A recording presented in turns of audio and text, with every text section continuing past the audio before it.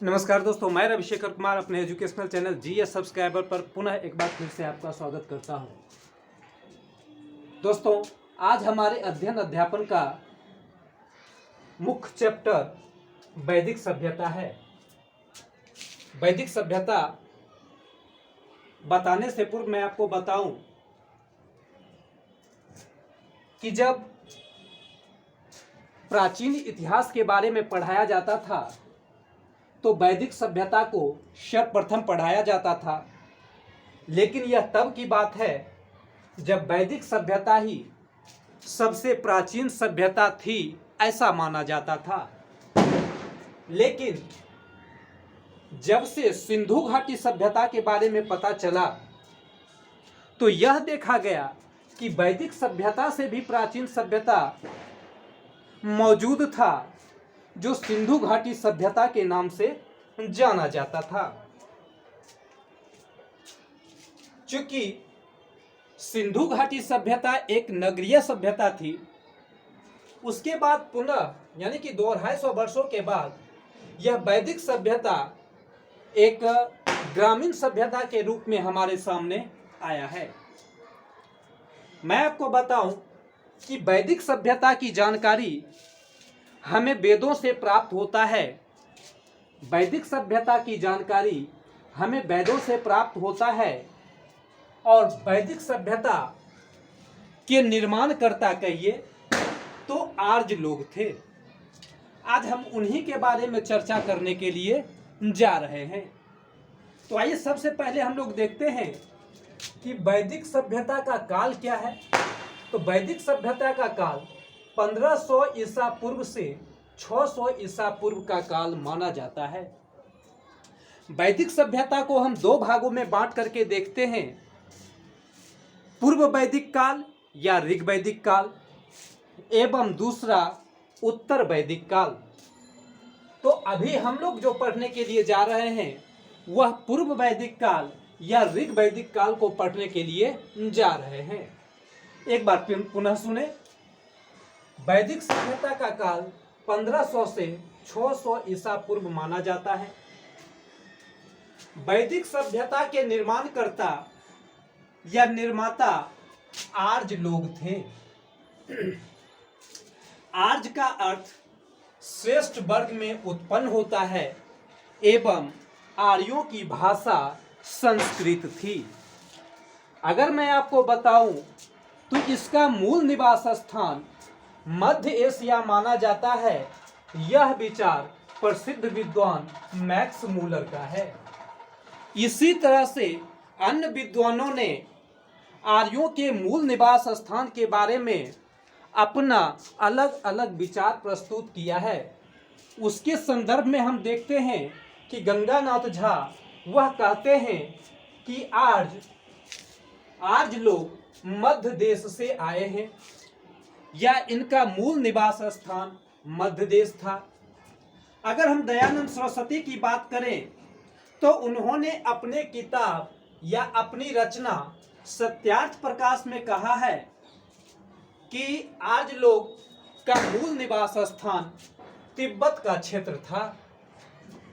उसके बाद अगर हम बाल गंगाधर तिलक की बात करें तो उन्होंने अपनी पुस्तक the Arctic home of the Aryan में कहा है कि आर्यों का मूल निवास स्थान उत्तरी ध्रुव प्रदेश था। तो इस ढंग से हम देखते हैं कि विभिन्न विद्वानों की बात विभिन्न ढंग से हमारे सामने प्रस्तुत है और इस ढंग से सवाल भी पूछे जाते हैं कि आर्यों का मूल निवास स्थान कहाँ है। तो ऐसे कंडीशन में हम देखते हैं कि ज्यादा से ज्यादा सवाल मैक्स मूलर के संदर्भ में पूछा जाता है। कभी कभी दयानंद सरस्वती, बाल गंगाधर तिलक जैसे लोगों की भी बातें की जाती है। साथ ही साथ दयानंद सरस्वती के बारे में भी इस ढंग से दर्शाया जाता है। हमें ये 3-4 बातों को ध्यान में रखना होगा कि आर्यों का मूल निवास स्थान कहाँ है, वे कहाँ से आए। अगर मैं आपसे बात करूं तो आर्य लोग ईरान अफगानिस्तान के रास्ते होते हुए भारत के जिस क्षेत्र में सबसे पहले आए थे वह क्षेत्र सप्त सैंधव क्षेत्र कहा जाता है, या उस क्षेत्र का नाम सप्त सैंधव क्षेत्र है, जो आज अधिकांश पंजाब का हिस्सा माना जाता है। यहाँ बहने वाली 7 प्राचीन नदियाँ और उसके आधुनिक नाम निम्नलिखित प्रकार से आपके सामने दिए हुए हैं। यहाँ से भी एक सवाल आपको निश्चित रूप से दिख जाएंगे। अगर पूछा जाएगा, किसी 7 में से किसी का नाम पूछा जाएगा, या तो प्राचीन नाम पूछ दिए जाएंगे या उसके आधुनिक नाम पूछ दिए जाएंगे। तो मैं आपको बताऊं कि पुरुषनी नदी प्राचीन नाम है रावी नदी का।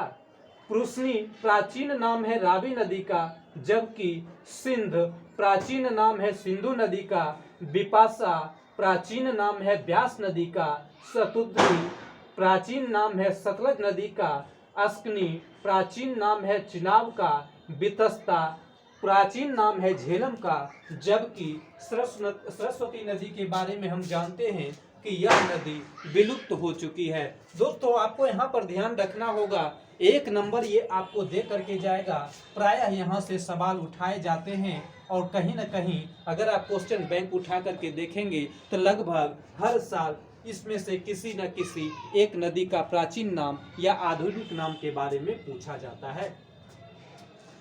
आगे हम लोग देखते हैं कि 1400 ईसा पूर्व के अभिलेख बोगाजकोई से वैदिक देवता मित्र, वरुण, इंद्र और नासत्य के नाम मिलते हैं।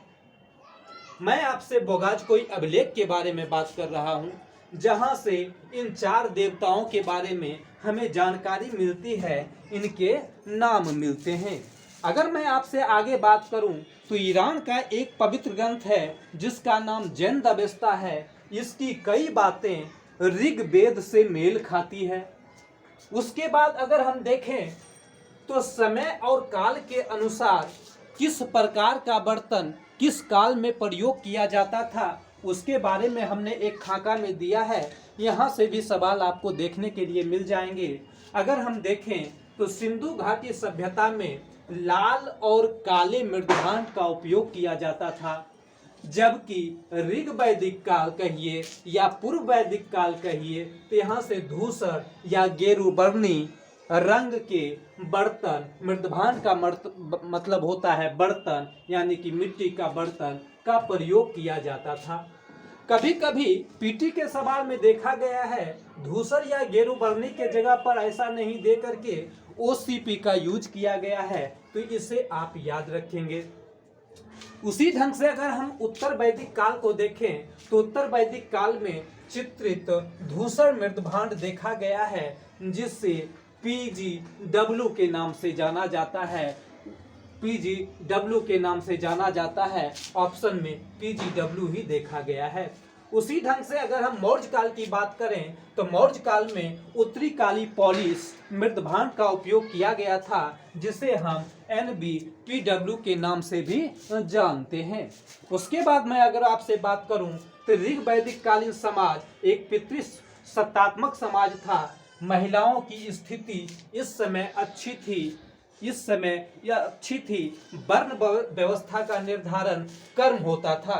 दोस्तों, बहुत ही जब हम लोग उत्तर वैदिक काल में पढ़ेंगे तो और सारा चीज देखने के लिए मिलेगा, लेकिन मैं आपको बताऊं कि ऋग वैदिक काल या पूर्व वैदिक काल का जो वर्ण व्यवस्था था, वह वर्ण व्यवस्था कर्म के आधार पर था, ना कि जन्म के आधार पर था। तो एक बार पुनः आप समझ लें कि ऋग वैदिक कालीन समाज जो था वो पितृसत्तात्मक था, जबकि वर्ण व्यवस्था का आधार जो उस समय था वह जाति नहीं होकर के कर्म होता था।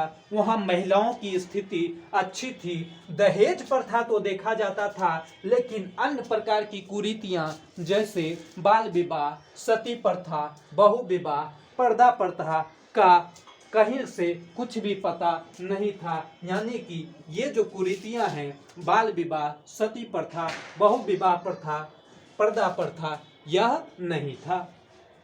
उस समय कुछ प्रसिद्ध महिलाओं के बारे में भी जानकारी मिलती है जो काफी विदुषी महिलाएं थी, जैसे लोपामुद्रा, घोषा, विश्वरा एवं अपाला। लोगों का प्रमुख भोज्य फसल यव था। उस समय के लोगों का प्रमुख भोज्य फसल यव था। दूध की बनी वस्तु ज्यादा से ज्यादा लोग पसंद करते थे, जिसे क्षीर कहा जाता था।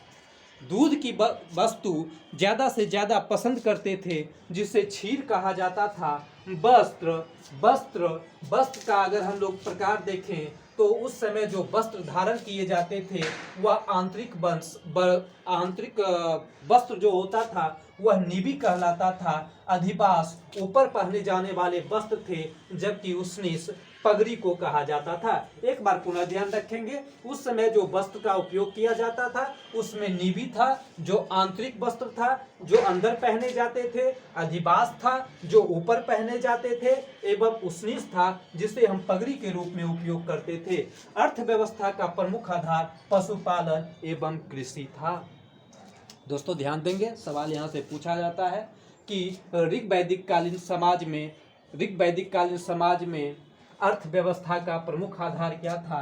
तो हम यहाँ देखते हैं कि अर्थव्यवस्था का प्रमुख आधार पशुपालन एवं कृषि था। ऋग्वेद के चौथे मंडल में कृषि से संबंधित कुछ बातें भी आई है जो हमें देखने के लिए मिलता है। अगर मैं धातु के बारे में बात करूं तो इस समय कांसे का प्रयोग अधिक से अधिक हो रहा था, लेकिन लोहा का प्रमाण नहीं मिला है। फिर से एक बार सुनेंगे, धातु के रूप में कांसे का यहाँ प्रयोग देखा गया है, लेकिन लोहा के प्रयोग के बारे में कोई प्रमाण नहीं मिलता है। अगर मैं यहाँ के धार्मिक स्थिति के बारे में बात करूं तो लोग प्रकृति की पूजा करते थे, पूजा विधि यज्ञ था, लेकिन पशु बलि का प्रमाण नहीं मिलता है। यहाँ पशुओं की बलि नहीं दी जाती थी, ऐसा प्रमाण मिला है, यानी कि यहाँ पशु बलि नहीं दिया जाता था। अगर हम प्रारंभिक आज लोग की बात करें तो वह बहुदेववादी थे, वो बहुत सारे भगवान का पूजा करते थे, लेकिन नातस्य सूक्त के अनुसार यह पता चलता है कि यहाँ से लोग एकेश्वरवाद की ओर प्रवृत्त होते चले गए। एक बार पुनः सुनेंगे दोस्तों, मैंने आपसे कहा कि यहाँ की धार्मिक स्थिति के बारे में कि लोग प्रकृति का पूजा करते थे, पूजा विधि यज्ञ था, पशु बलि का प्रमाण नहीं मिलता है। प्रारंभिक लोग बहुदेववादी थे, यानी बहुत सारे देवों की पूजा किया करते थे। देवताओं को 3 भागों में बांटा गया है, पृथ्वी के देवता, अंतरिक्ष के देवता एवं आकाश के देवता। लेकिन प्रमुख देवता की बात करें, इसका प्रमुख देवता इंद्र था, जिसका 250 सूक्तों में चर्चा किया गया है। दूसरा प्रमुख देवता अग्नि था, जिसका 200 सूक्तों में चर्चा किया गया है, जबकि तीसरा प्रमुख देवता वरुण थे, जिसकी चर्चा 30 सूक्तों में किया गया है। अगर मैं आपसे बात करूं तो यज्ञ में केवल फसलों की आहुति दी जाती थी, जिसे यव कहा जाता था। यज्ञ में फसलों की आहुति दी जाती थी, जिसे यव कहा जाता था। हम बता रहे थे कि प्रारंभिक आज लोग बहुदेववादी थे, लेकिन नास्तीय सूक्त के अनुसार हमें यह भी जानकारी मिलती है कि लोग एकेश्वरवाद की ओर आगे बढ़ चुके थे, एक देव का पूजा करने की ओर आगे बढ़ चुके थे। उसके बाद अगर मैं राजनीतिक स्थिति के बारे में बात करूं तो इस समय निम्नलिखित राजनीतिक इकाइयां थी, निम्नलिखित राजनीतिक संस्थाएं थी। जैसे हम लोग देख रहे हैं कि परिवार, मुखिया, यानी कि प्रत्येक राजनीतिक संस्थाओं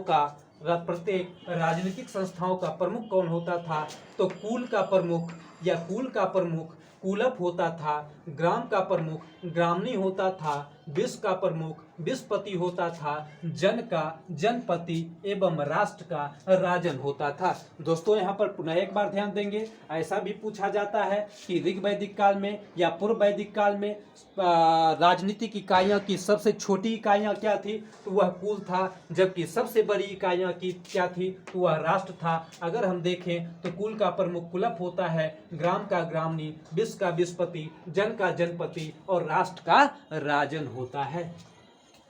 आइए आगे हम लोग देखते हैं कि इस समय निम्नलिखित राजनीतिक संस्थाएं थी, जैसे विदत, विदत सबसे प्राचीन संस्था मानी जाती है। उसके बाद सभा विशिष्ट लोगों की संस्था थी, सभा विशिष्ट लोगों की संस्था थी, जबकि समिति जन संस्था थी। इसका प्रमुख कार्य राजा का चुनाव करना होता था। यहाँ से सवाल आपसे पूछे जाएंगे कि विदत किस प्रकार की संस्था थी, सभा किस प्रकार की संस्था थी एवं राजा का चुनाव कौन सी संस्था किया करती थी। तो पुनः एक बार हम लोग देखते हैं विदत उस समय की यानी ऋग वैदिक काल की सबसे पुरानी संस्था थी, सभा विशिष्ट लोगों की संस्था थी एवं समिति जन संस्था थी, आम लोगों की संस्था थी, जिसका प्रमुख कार्य राजा का चुनाव करना होता था। अगर मैं आपको बताऊं तो समिति के एक प्रमुख होते थे जिसका नाम ईशान होता था, जो ईशान के नाम से जाने जाते थे। उसके बाद मैं आपसे बताऊं कि इस समय का सबसे प्रमुख अधिकारी पुरोहित ही होता था। इसके अलावा अस्पस जिसे हम गुप्तचर कहते हैं, पुरपति जो किलों का रक्षक था, बाजपति जो चारागाह का अधिकारी था, ग्रामनी सेनानी आदि भी राजा की सहायता किया करते थे। उसके बाद मैं आपको बताऊं तो युद्ध का उस समय प्रमुख कारण गाय हुआ करती थी, इसलिए युद्ध के लिए गविष्टि शब्द का प्रयोग किया जाता था। महिलाओं को नियोग प्रथा का अधिकार था। आइए फिर से इसको सुनते हैं। महिलाओं को नियोग प्रथा का अधिकार था। यहाँ नियोग प्रथा से अर्थ होता है कि वैसी महिलाएं जिसके पति मर जाते हों, जिसके पति की डेथ हो जाती हो, वह महिला अपने देवर से शादी कर सकती थी। इस प्रकार का अधिकार वहाँ पर था। ये सवाल आपसे पूछे भी जाते हैं, ये सवाल आपको देखने के लिए भी मिलेंगे कि महिलाओं को किस प्रकार का अधिकार प्राप्त था। तो नियोग प्रथा का अधिकार प्राप्त था। पुनः एक बार जान लीजिए कि नियोग प्रथा का मतलब होता है वैसी स्त्री जिसके हस्बैंड की मृत्यु हो गई हो, वह अपने देवर के साथ शादी कर सकती है। इस प्रकार का व्यवस्था वैदिक सभ्यता में देखने के लिए मिलता है। साथ ही साथ हम देखें कि जीवन भर कुमारी रहने वाली महिलाएं अमाजू कहलाती थी। जीवन भर कुमारी रहने वाली महिलाएं अमाजू कहलाती थी। भोजन उस समय भी शाकाहारी और मांसाहारी दोनों होता था। यह सभ्यता का मतलब वैदिक सभ्यता का मतलब पूर्व वैदिक सभ्यता या ऋग वैदिक सभ्यता ग्रामीण सभ्यता थी। प्रमुख पशु गाय हुआ करता था, जिसे अघन्या कहा जाता था। यहाँ अघन्या से मतलब है जिसकी हत्या ना की जा सके, जिसे मारा ना जा सके। दोस्तों, ऋग वैदिक काल में या ऋग्वेद जब हम लोग पढ़ा रहे थे उस समय हम कुछ छोड़ दिए थे, वह आप ध्यान में रखेंगे या नोट कर लेंगे कि ऋग्वेद के 10वें मंडल के पुरुष सूक्त में 4 वर्णों का चर्चा मिलता है। 4 वर्णों का चर्चा मिलता है और 4 वर्णों के अंतर्गत वही हम लोग देखते हैं कि ब्राह्मण, क्षत्रिय, वैश्य और शूद्र, इस प्रकार का चर्चा हमें ऋग्वेद के 10वें मंडल के पुरुष सूक्त में देखने के लिए मिलता है।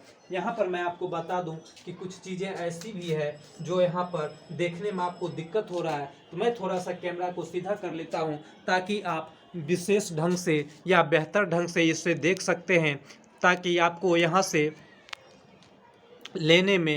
फ़ोटो लेने में भी सुविधा हो सकता है।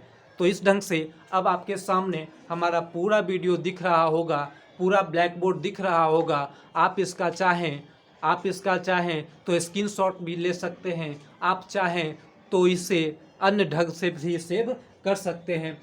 मुझे आशा ही नहीं, पूर्ण विश्वास है कि वैदिक सभ्यता के बारे में आपको एक परीक्षा के पॉइंट ऑफ व्यू से विस्तृत जानकारी मिल गई है। अगर सवाल भी पूछा जाएगा दोस्तों, तो यहीं से सवाल आपके सामने में दिखेंगे, इसलिए आप इसे बेहतर ढंग से कहीं हो सके तो कॉपी पर नोट कर लें। यहाँ से सवाल आपको देखने के लिए मिलते रहेंगे। यानी कि हमने वैदिक सभ्यता के अंतर्गत ऋग वैदिक काल को या पूर्व वैदिक काल को देख लिया है।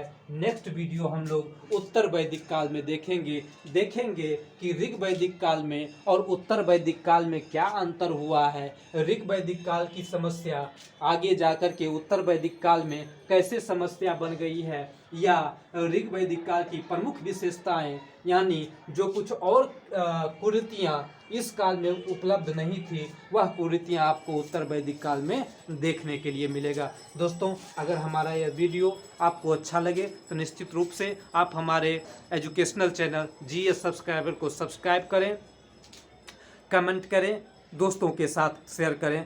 Thank you.